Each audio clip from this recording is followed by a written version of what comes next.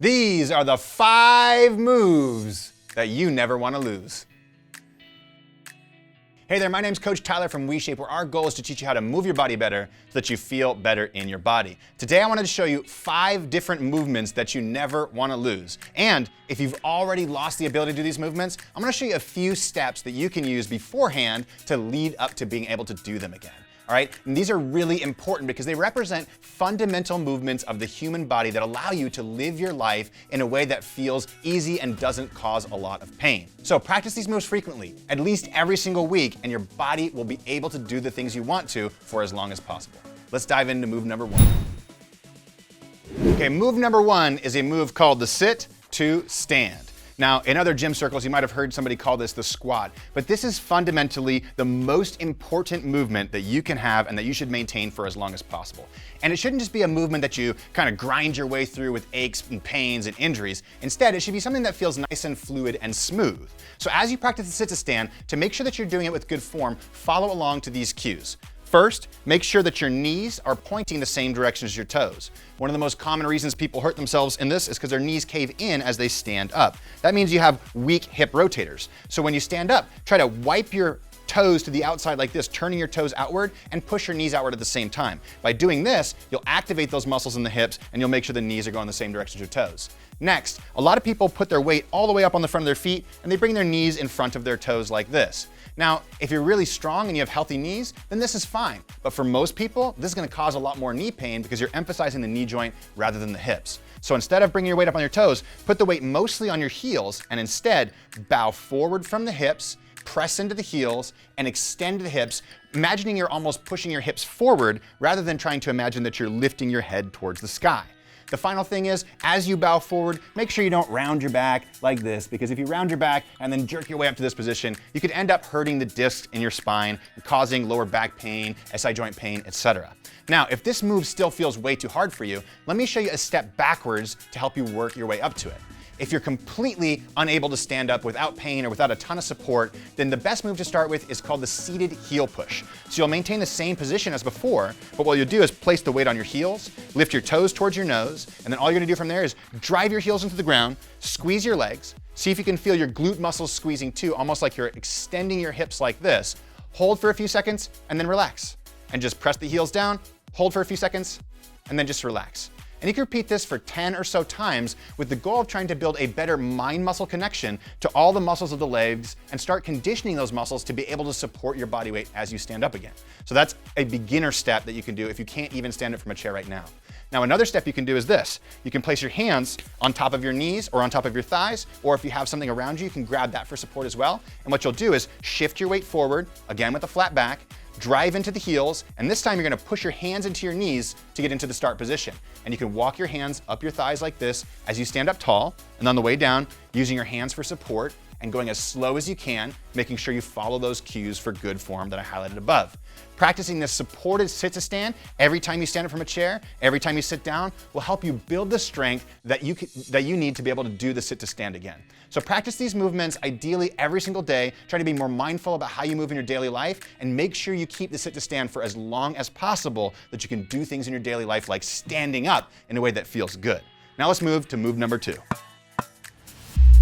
Move number 2 is the reverse lunge, the ability to step backwards, drop your knee all the way to the ground without dropping it to the ground really hard, stand back up in a way that feels pain-free. Okay? The reverse lunge is really important because this strengthens all the muscles that we need to have strong for doing things like walking up a hill or a flight of stairs. So you have to maintain the reverse lunge for as long as possible. But there are some keys to good form that are similar to the sit to stand that will help you feel good in your body again. All right? First is as you step back and put your foot on the ground, try to make sure that you're not trying to be on a balance beam. So our feet shouldn't be right behind each other. Instead, if I start with my feet 1 foot apart, if I step my foot back, it should be 1 foot apart from that front heel still. Almost like I'm on a pair of skis and I'm just sliding my feet back and forth like this, okay?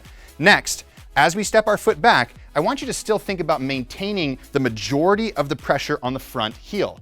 A lot of people teach the reverse lunge by keeping your torso upright like this, but that tends to put a ton of pressure on the back knee. And what we really want to do is we want to strengthen the ability to hinge through the hip and stand up in that position, because that's what we want this movement for, to be able to walk up hills, walk up stairs, step up steps in a way that's actually comfortable and uses all the biggest muscles of our body, okay? So as you step back, it's okay to bow your hips forward like this, press the weight into your heel, and focus mainly on this front heel and this front hip extension to be able to stand up from this motion, okay? Finally, just like we did with the sit to stand, if I come down like this, I wanna make sure that my knee is going the same direction as my toes. I don't want my knee to wobble in like this as I'm doing it, or my foot to turn out and my knee to come in like this. That'll put unnecessary pressure inside the knee capsule. We don't want that at all right? Now, for a lot of people, they can't do reverse lunges anymore. Again, it might hurt your knees. So here's a backward step on the reverse lunge.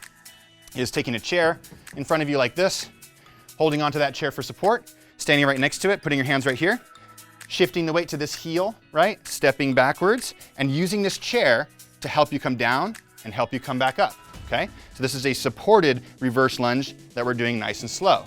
Now, if you can't do that, then only go halfway down. So you can come back, step the foot back, hinge through the hips. Remember, we're not trying to come vertical like this. We're hinging through the hips and bowing forward with a flat back. Come down a little bit, and then just come back up like that, okay?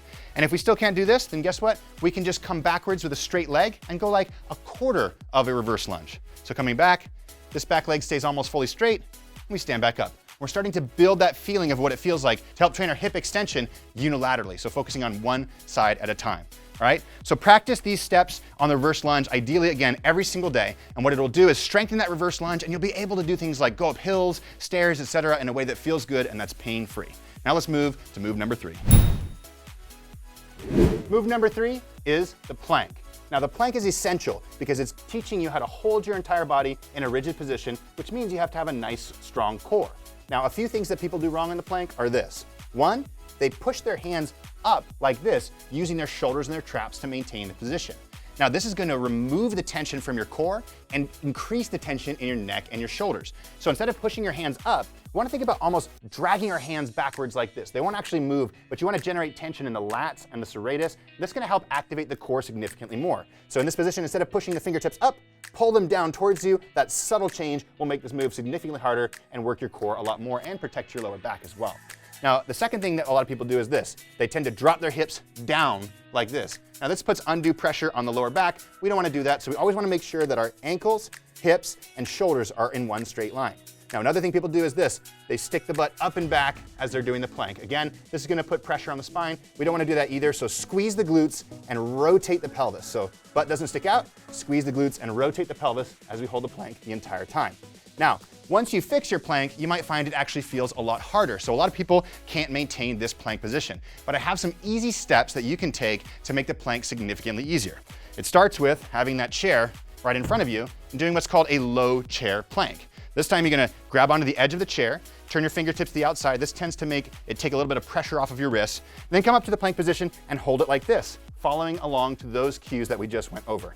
Now, if you can hold this for 60 seconds, start working on the floor plank. But if this still feels hard for you, then all we have to do is elevate the height of the surface by flipping the chair around or using a countertop or a dresser that's nice and sturdy, placing our hands on that chair, and then holding the plank again like this, really focusing on good form and generating tension so that we can build the strength to gradually decrease the angle to the regular plank. So again, you can practice this movement every single day for a minute or 2 minutes, really trying to strengthen your core and allow your body to become strong in the ways that it needs to so you can do the things that you want to do in your daily life again. All right, let's move on to move number 4. Move number 4 is the frog deadlift, or the ability to bring your body all the way down to the ground with a nice flat back and stand up in a good position. Now, for a lot of people, this becomes more of a flexibility issue, so we'll talk about that in just a sec. But first, let's talk about good form in the frog deadlift, okay? So first and foremost, we want to have a nice wide stance with our toes turned outward. This allows us to bring our body in between our hips and create space. This is the proper way we want to pick stuff up off the ground to make sure that we protect our lower back, which is why this move is so important, right? So toes turn outward, make sure those knees are going the same direction as your toes. Don't let them cave in like this, or you're going to have too much pressure on the knees as well.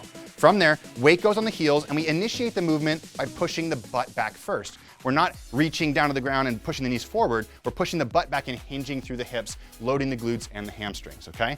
Now from there, once we feel the hamstrings start to get tight, and you feel them getting tight by knowing that it's gonna pull your pelvis this way. So once you feel like your pelvis is pulling, pause right there, and then you can bend the knees while keeping the weight on the heels, and that's gonna be the range of motion you wanna go for when doing the frog deadlift. Now, what you'll notice is this. Once you come down and you start to feel like your lower back starts to round, that's your flexibility restriction. So how do we practice the frog deadlift? We practice in the range of motion that we're capable of doing. And an easy way to use this is markers against your body. So do this. Come down. Can you do flat back, good form, and touch the bottom of your kneecaps, okay? If not, keep practicing that range of motion. If you can't come down and bring your hand all the way down so that the palm of your hand is below your kneecaps, then keep practicing that range of motion. From there, you can work on touching the tops of your ankles like this, then the tops of your toes, and eventually working your way down to being able to touch the ground. So that's the way we can progress in creating more range of motion. Now, if you have lower back pain or if you have a really weak core and you need to practice this movement in a way that's even simpler than this, again, you can bring a chair right in front of you, use this chair for support, find your frog deadlift stance, and as you hinge forward, place your hands on the chair and use this to help you go through the motion while you learn the movement. So that'll help you support your back and make it even easier for you to practice the frog deadlift. Like the other moves, you can practice this every single day because remember, every time you go to pick something up is a frog deadlift. And if you practice it more mindfully and you move more mindfully, your body will love you for it. Because remember, when you move your body better, you feel better in your body. All right, now let's go to the last and final move, move number 5.